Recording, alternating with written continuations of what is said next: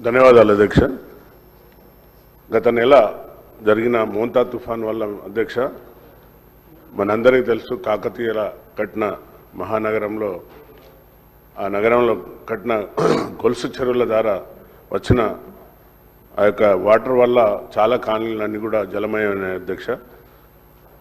గౌరవ ముఖ్యమంత్రి గారు తక్షణమే వరంగల్ నగరాన్ని విజిట్ చేసి తగిన సూచనలు ఇచ్చి అధికారులకు, అలాగే ఎవరైతే బాధితులు ఉన్నారో వాళ్ళందరికీ కూడా ఒక నెల రేషన్, అలాగే హౌస్ హోల్డ్స్ అందరికి కూడా 15,000 చొప్పున ఇవ్వడం జరిగింది అధ్యక్ష.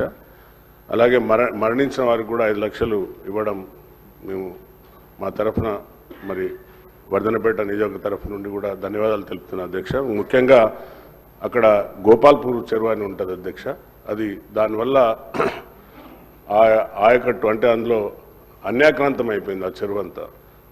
గత 10 సంవత్సరాలలో ఆ చెరువు యొక్క రూపురేఖలు మారిపోయి ఆ వచ్చిన వరద వల్ల ఆ చెరువు కట్ట తెగి వివేక్ నగర్ కాలనీ అని ఉంటుంది అధ్యక్ష, చెరువు కట్ట కిందనే. అది మొత్తం కూడా పాపం ఉద్యోగస్తులందరూ కూడా ఎంతో కష్టపడి సంపాదించిన డబ్బుతో కట్టుకున్న వారి హౌస్ హోల్డ్స్ అన్నీ కూడా సుమారుగా ఒక్కొక్కరికి 15 లక్షలు, 20 లక్షలు, 25 లక్షలు ఒక్కొక్కరికి నష్టం జరిగింది అధ్యక్ష. కాబట్టి దయచేసి మీ ద్వారా ఇరిగేషన్ మినిస్టర్ గారికి, అలాగే మా యొక్క ముఖ్యమంత్రి గారికి తక్షణమే ఆ గోపాల్పూర్ చెరువును రిట్మెంట్ చేసి శాశ్వత పరిష్కారం చేయాలని కోరుకుంటున్నా అధ్యక్ష. రెండో విషయం, సభ్యుడు మాట్లాడుతూ బాంబులతో పేల్చేస్తున్నారని అసత్య ప్రచారాలు ఇక్కడ కూడా మాట్లాడడం సిగ్గుచేట అధ్యక్ష.